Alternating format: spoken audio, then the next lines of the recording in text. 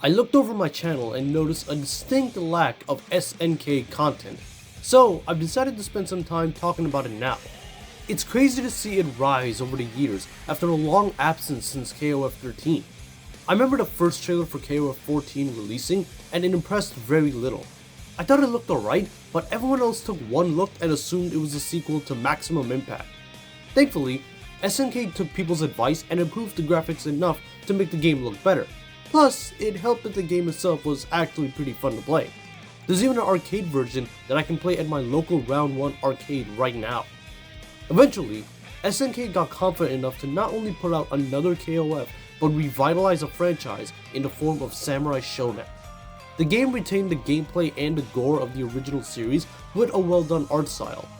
Then, one day, SNK took us down to Southtown and revealed that they were creating the next installment of Fatal Fury, making everyone collectively lose their minds. Just for a t-shirt or some shit?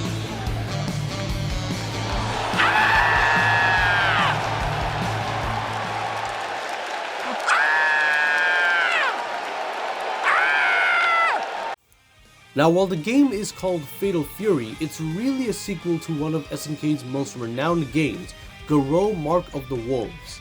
The game was set in the future of the Fatal Fury franchise, establishing brand new characters while also retaining some characteristics of the series' more popular characters. The only character that returns is Terry Bogard, the main star of the franchise. He takes on more of a mentor role in the game, as the main protagonist is now Rock Howard, son of deceased crime lord Geese Howard and Terry's adoptive son. This game ramps up the cool factor by 11. The music is astounding, the gameplay is top notch, and the graphics are some of SNK's best. The characters themselves also stand out a ton, from the quiet yet deadly Gato to the loud and cocky Kim Dong-hwan. T-Zoc is probably my favorite design of this whole crew. I'm not a grappler player by any means, but as a pro wrestling fan, I'm dying to learn more about him. Another awesome standout is the sub-boss of the game, Grant. Not much is known about him, but from his design alone, you know he's about that smoke. The game also introduces mechanics to help make it stand out from other SNK fighting games and from Fatal Fury in general.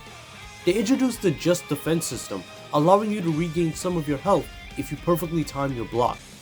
Considering how both games came out in the year 1999, many people consider this to be SNK's answer to Street Fighter 3's parry mechanic.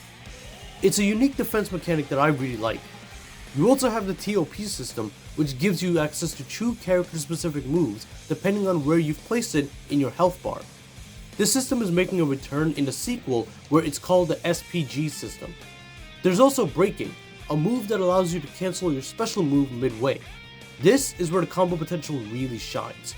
I picked the game back up recently and got some matches done with Gato and Terry.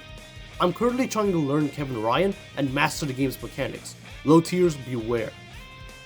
Presentation for the game is off the charts, from the design of the UI to the stages you fight your opponents in. Even the loading screen oozes charisma. The game was so fun that fans had been begging for a sequel, and for a while, there actually was a sequel in development. There were plans for a Garou 2, but it never fell through. So, people waited years and years as Rock Howard would return in various games, like CVS2 and the KOF franchise, until one day, it was finally revealed. Fatal Fury City of the Wolves was shown to the public with some of the sexiest graphics I've ever laid my eyes on. It should be illegal for games to look this good. It's even more impressive given how it was only a few years ago fans were trashing the graphics of KOF 14. To see how far SNK has come in both the graphics and gameplay department is outstanding. As of now, 10 characters have been revealed as a part of the initial roster, with the game set for a 2025 release. It brings back characters from Garou we've been hoping for, along with characters from Fatal Fury that were unexpected. The first was Billy Kane, who served as the Fatal Fury sub-boss and was the right-hand man of Geese Howard. It's weird seeing him without his bandana. I also think I might have found my new main. There's also the return of Mai Shiranui, another Fatal Fury character who would become a fan favorite, for one reason or another. There's also 2 new characters introduced to the series, the first being Vox Reaper, an assassin who trained under Grant, the deadly sub-boss of Mark of the Wolves. He's probably my least favorite of the characters introduced, not because he looks bad, he doesn't. Everybody else just looks so much cooler than him. He retains Grant's moveset, which is cool to see, though personally I would have liked to see Grant himself come back. It's too bad he's dead.